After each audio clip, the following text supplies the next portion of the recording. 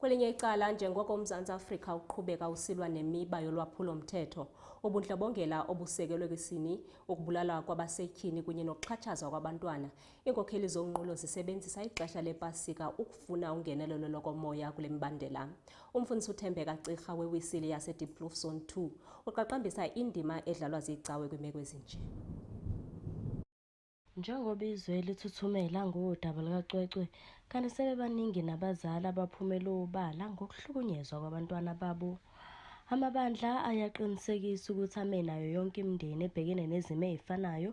Umfundisi uCirha webandla iWeseli Methodist Church eDiepkloof Zone 2 ubeseveza ukuthi njengebandla bathandazela izimo ezifanayo nalezi futhi bayafundisa ngazo. Siyazi kakhulu ukuthi isimo lesi sibhekene nelizwe lonke. Isimo esibhekene nelizwe lonke ukuthi abantu, unfortunately, abantu besifazane nabantwana bayahlukunyezwa ngalendlela abahlukunyezwa ngayo, and umuntu make wahlukumezeka usuke sebulaleka nekusasa lakhe.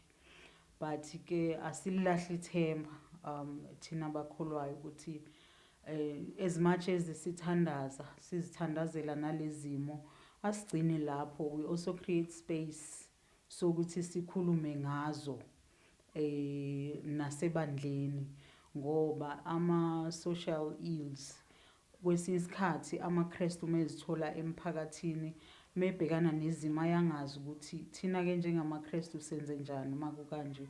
Kwazise emabandleni khona wonke umuntu ongakwazi ukunqanda okanye nokulwisana nalesi sihlava. Sunday when I was preaching ngayenza more of a Bible study, ngakhuluma ngazo lezi zimo, ngenza isibonelo ngayo ucwecwe ukuthi sibhekene nalesimo, then we use the scripture and engage sikhulume. And okuhle ke ebandleni we are family, khona obaba, khona umama, khona abantwana. So siye create space ukuthi izimo enjenganalezi senza kanjani, how can we contribute positive as abazalwane. Umfundisi uCirha uthi kubalulekile ukuthi izimo ezifana nalezi zicetshwe enkosini. Kanti ezindabeni zeSoweto TV, ngingonobuhle wakwaNdlovu, ngibika ngiseDiepkloof Zone 2.